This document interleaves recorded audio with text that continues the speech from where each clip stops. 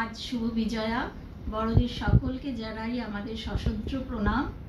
ছোটদের জন্য রইল অনেক ভালোবাসা। আজ আমরা আমাদের শ্রুতি নাটকের দুর্গা দুর্গা পরবর্তী পর্যায়ে নিবেদন করছি।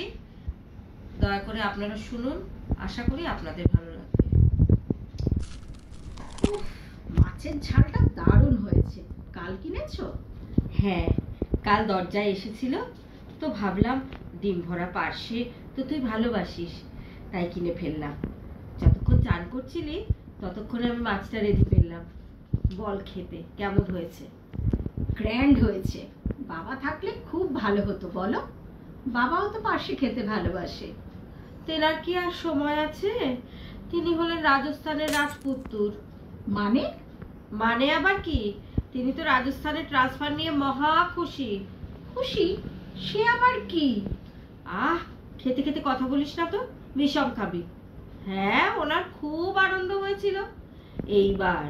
এইবার উনি রাজস্থানের মরুভূমিতে ঘুরে বেড়াবেন, খুঁজে বেড়াবেন তেনাকে। ও বাবা, কাকে? কাকে আবার? ডিম্পল কাপাডিয়াকে। আর বুক চাপড়ে গান গাইবে। কোন গান বল দেখি? কোন গান? বলতে পারলি না? দিল্লি হুম হুম করে। সত্যি মা, তুমি পারো বটে। বাবা ডিম্পলের ভক্ত বলে মরুভূমিতে ঘুরে ঘুরে গান গাইবে। তা তুমিও তো বাবার সঙ্গে চলে যেতে পারতে। বলেছিল তো। আমি বলেছিলাম 3 বছরের জন্য রাজস্থান আমি মোটেই যাব না। 1 সপ্তাহের জন্য হলে যেতে পারি। কলকাতা ছেড়ে আমি কোথাও যাব না, এটা শিওর। আমি হলে চলে যেতাম। এই যা, আরেকটা কথা তো বলতে ভুলে গেছি। আবার কি কথা? 2 দিন আগে আমরা রাত্রিরে খেতে বসেছি, তখন ওই দেবা বলল যে আবার ওকে ওকে আর বলবো না। হ্যাঁ, ও বলল মা একটা দারুণ খবর আছে। অফিস আমাকে 3 মাসের জন্য জার্মানি পাঠাচ্ছে একটা প্রজেক্টের ব্যাপারে। ওর মা একটু মিষ্টি হেসে বললেন, বাহ, এ তো খুব ভালো খবর। ও বলল তুমি যাবে? উনি আরো মিষ্টি হেসে বললেন, তোর কি মাথা খারাপ? তোর কাজের জায়গায় আমি যাব কেন? একবারে যুক্তিযুক্ত কথা। কিন্তু আমার তো শটান মাথা গরম। আবার মাথা গরম কেন? ওই দেবা, ও কেন এত বড় একটা খবর প্রথমে আমাকে না জানিয়ে ওর মাকে জানালো?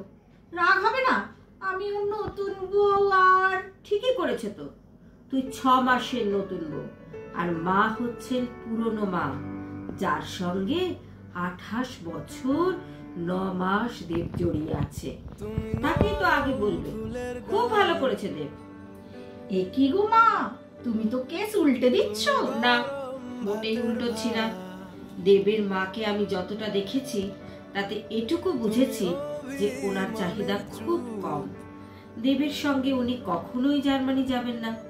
কিন্তু ছেলের মুখে ওই একটা বাক্য, তুমি আমার সঙ্গে যাবে মা, এটাই যথেষ্ট।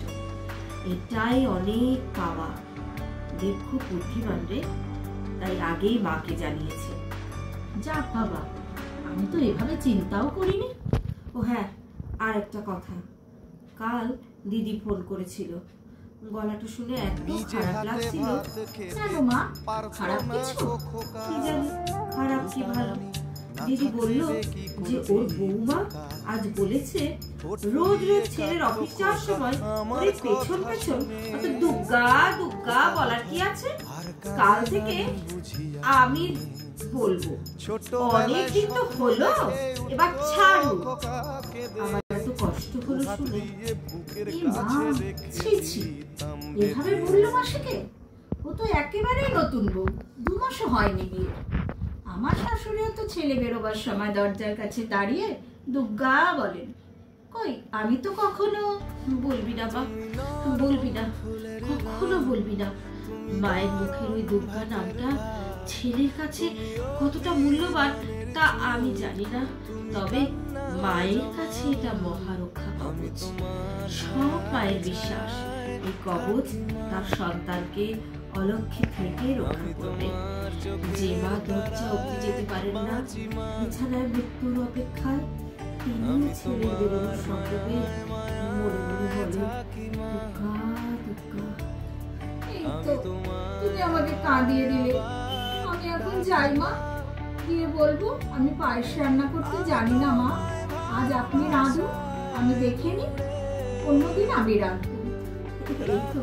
এই তো আমার লক্ষ্মীকে দেবের মা বড্ড ভালো রে দুষ্টি, ওনাকে কষ্ট দিস না, ওনার ওই এত ভালোর সঙ্গে তুইও আলোর মতো মিশে থাক মা, মিশে থাক। চোখ মোছো মা, আমি এবার আসি। আয়। কাল তো তোমার রাজস্থানী রাজপুত্র আসবে, যাও তার জন্য রাজস্থানী রান্না করো গিয়ে। আসছি কেমন? কি হলো বললে না? দুর্গা দুর্গা। এই তো বলছি, দুর্গা দুর্গা। নমস্কার। আগামী আরেকটি শ্রুতি নাটক নিয়ে আমরা খুব তাড়াতাড়ি আপনাদের সামনে আসছি, সাথে থাকুন, শুনতে থাকুন।